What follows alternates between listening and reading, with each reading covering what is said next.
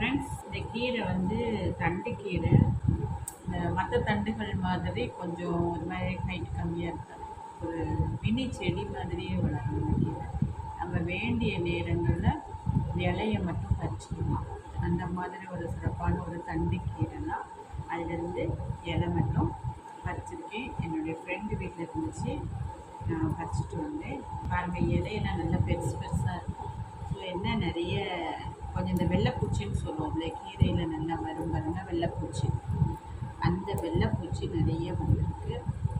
So அதெல்லாம் வேண்டான்னு நான் வந்து ரிமூவ் பண்ணிவிட்டு வெறும் கீரையை மட்டும் எடுக்கிறேன். கீரை வந்து ஒரு ஷார்ட் பீரியடு கிடையாதுங்க. ரொம்ப வருஷத்துக்கு அது பாட்டுக்கு இருக்கும். ரொம்ப நாளைக்கு ஒரு 2-3 இயர்ஸ்க்கு இந்த கீரை வளர்ந்துக்கிட்டே இருக்கும். நம்ம எப்பப்போ தேவையோ இலையை மட்டும் பறிச்சுக்கலாம். இது ஒரு தண்டு கீரை. இலையை பாருங்கள் எவ்வளோ பெருசாக இருக்குதுன்னு சொல்லி, இவ்வளோ பெரிய இலை. ஆனால் இதில் பாருங்கள் இந்த வெள்ளைப்பூச்சி நிறைய வந்துருக்கு. அதனால் எனக்கு அதில் குட்டி குட்டி வெள்ளைப்பூச்சி இருக்குது. ஸோ அதனால் அதை எடுக்க வேண்டாம். சரியான இலை ரொம்ப நல்லாயிருக்கும், டேஸ்ட்டும் நல்லாயிருக்கும். பாருங்கள் இலையெல்லாம் இதெல்லாம் கொஞ்சம் இவருக்கு இதெல்லாம் கொஞ்சம் வேஸ்ட்டான கீரையாக தான் இருக்குது. சரி பரவாயில்ல. இதில் வந்து நிறைய இந்த வெள்ளைப்பூச்சி வந்துருக்கும் பாருங்கள், ஒயிட் கலரில் இருக்கா. அதனால் அது வேணான்னு விட்டாச்சு. ஏன்னா கீரை வந்து பொதுவாக நல்லா க்ளீன் பண்ணி தான் நம்ம வந்து சாப்பிடணும். அதனால தான் சொல்லுவாங்க, ஹோட்டல்ஸில் கீரையெல்லாம் கொடுத்தாங்க அப்படின்னா நீங்கள் சாப்பிடாதீங்க அப்படின்வாங்க. மத்தியானத்துக்கு சாப்பிட போகிறோம் அப்படின்னா கீரையை அவங்க இந்த அளவுக்கு பார்த்து க்ளீன் பண்ண மாட்டாங்க, கடகடன்னு வெட்டிடுவாங்க. அதனால் ஹோட்டலில் கீரை போட்டு அது ஒரு மாதிரி பொரியல் மாதிரிலாம் வச்சுருந்தாங்க அப்படின்னா நீங்கள் சாப்பிடாதீங்க அப்படிம்பாங்க. அதாவது நம்ம அளவுக்கு கேர் எடுத்து க்ளீன் பண்ணுவாங்களா அப்படின்றது ஒரு டவுட்டு. ஸோ அதனால் யாருமே ஹோட்டல்ஸில் கீரை வைத்தா சாப்பிடாதீங்க. உள்ள என்ன இருந்தாலுமே அவங்க ரொம்ப ஒன்றும் க்ளீன் பண்ண மாட்டாங்க, கேர் எடுத்து பண்ணுவாங்களா பண்ண மாட்டாங்க. அவங்களுக்கு வேலை ஜாஸ்தியாக இருக்கும். அதனால் எதையோ கடன்னு வெட்டி போட்டுருவாங்க கீரையை. இதை மாதிரி எடுக்க மாட்டாங்க. பாருங்க நான் எவ்வளோ வேஸ்ட் எடுத்துருக்கிறேன் கீரைன்னு. அதனால் நீங்கள் ஹோட்டல்ஸில் கீரை பொரியலோ குழம்போ கூட்டோ இருந்துச்சுன்னா சாப்பிட வேண்டாம். இங்கே பாருங்க, நம்ம எல்லாத்தையும் எடுத்துகிட்டு வெறும் தண்டு மட்டும்தான் இருக்குது. அந்த மாதிரி க்ளீன் பண்ணுறேன்னா இந்த ஒரு சின்ன பூச்சி இருந்தாலும், சின்ன வெள்ளைப்பூச்சி இதெல்லாம் அந்த இலைக்கு பின்னாடி இருக்கும் இல்லையா, அது இருந்தாலும் நம்ம உடனே எடுத்துருவோம். ரொம்ப கேர் பண்ணி இவருங்க நிறைய எண்ணெயில் சுட்டு நோய் மாதிரி இருக்குது, இது வேண்டாம் அப்படின்னு இதை நம்ம எடுத்துடலாம். ஸோ அப்படி ரொம்ப கேர் எடுத்து பார்த்து நம்ம வந்து சமையல் பண்ணுறோம்.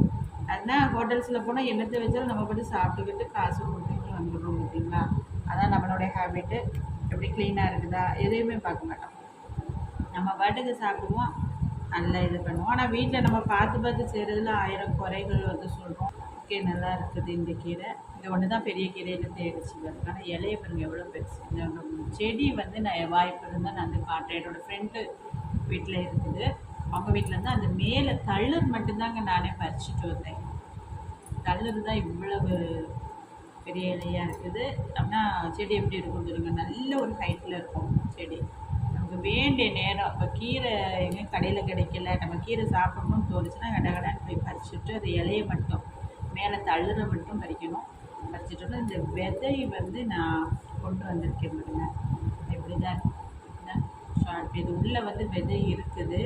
இது இன்னும் கொஞ்சம் கூட காய வச்சு நான் போட்டு அவங்களை காட்டுறேன். அந்த செடி அதை வச்சு நான் நிச்சயமாக என்னுடைய தோட்டத்தில் வந்து நான் விதை பறிச்சுட்டு வந்திருக்கேன். என்னுடைய தோட்டத்தில் நான் இதை போட்டு காட்டுவேன். பாருங்க இப்படின்னா இந்த விதை வந்திருக்கும். விதை இப்போ சின்னதாக இல்லை கருப்பாக இப்போ சீடு இருக்கும். இந்த விதையை வந்து நம்ம நல்லா காய வச்சிடணும். வச்சுட்டு அதுக்கப்புறம் நம்ம ஒரு தொட்டியில் போட்ட மண்ணில் போட்டோன்னா டக்குன்னு வளர மாட்டேங்குது இப்போ உள்ள செடிகள்லாம். அதனால் தொட்டியில் போட்டுட்டு அதுக்கப்புறம் எடுத்து செடியை தனித்தனியாக நட்டு வச்சு பாத்தி கட்டி நட்டு வச்சோம்னா இது ரொம்ப காலத்துக்கு இந்த தண்டுக்கீரை இருக்கும். ஏன்னா தண்டுக்கீரை பொதுவாக என்ன சொல்லுவாங்க அப்படின்னா அது பாட்டுக்கு அதனுடைய ஒரு ஷார்ட் பீரியடு தான், அப்புறம் டக்குன்னு எடுத்துடணும். நாள் கணக்கில் தான் இருக்கும் தண்டுங்கிறது, ஒரு 45 days அப்படி தான் இருக்கும்னு சொல்லுவாங்க. இது அப்படி கிடையாது, எல்லா நாளுக்கும் இந்த கீரை வந்து கிடைக்கும் தண்டு கீரை. இந்த விதை வந்து கடைகள்லாம் விற்கிறாங்க. லாங் பீரியடில் இருக்கக்கூடிய இந்த தண்டுக்கீரையோடைய விதைகள்லாம் கடைகளில் கிடைக்கும். ஏதாவது விதை கடைகளில் நீங்கள் கேட்டிங்கன்னா கிடைக்கும். வாய்ப்புகள் கிடைச்சா நீங்கள் வந்து வாங்கி இதை உங்கள் சின்ன கொஞ்சோண்டு இடம் இருந்தாலும் போதும், அதில் நட்டு வைங்க. கீரை சாப்பிட்ணுன்னு ஒரு மாதிரி உங்களுக்கு ஆசை வந்துச்சுன்னா கடகடன்னு வந்து அது இலையை பறிச்சிங்க, பொரியல் வச்சிங்களோ கூட்டி வச்சோ சாப்பிட்றலாம். அது ஒரு பாருங்க, ஃப்ரெண்டு வீட்டில் எனக்கு கொஞ்சம் அது என்ன இது வந்து பொன்னாங்கண்ணி கீரையும் கிடச்சி. ஸோ அதுவும் நான் கொண்டு வந்தேன். இதையும் க்ளீன் பண்ணி வச்சுட்டு மார்னிங் சமையலுக்கு வந்து யூஸ் பண்ணிக்கிடுவேன். 2 வெரைட்டி கீரையும் கொண்டு வந்திருக்கேன். அது இல்லாமல் இந்த குச்சியையும் நான் நட்டு வைப்பேன். இது வந்து நல்லா குச்சியில் வளர்றது பொன்னாங்கண்ணி, அதையும் தோட்டத்தில் நட்டு வைக்கலாம். இதெல்லாம் அரைக்கீரை வந்து தண்டுக்கீரை விதையில் வர்றது, அதுக்கான விதையும் நான் வாங்கிட்டு வந்திருக்கேன். அதையும் நட்டு வைப்பேன். இது ஒரு பெரிய செடியாட்டு வரும், எப்போனாலும் நம்ம பறிச்சிக்கலாம். ஓகே ஃப்ரெண்ட்ஸ், சேனலை சப்ஸ்கிரைப் பண்ணாமல் பார்க்குறவங்க ப்ளீஸ் சப்ஸ்கிரைப் பண்ணிடுங்க. அப்படியே லைக் பட்டனையும் ப்ரெஸ் பண்ணிடுங்க. கருத்துக்கள் எதுனாலும் கமெண்ட் பண்ணுங்கள் ஃப்ரெண்ட்ஸ்.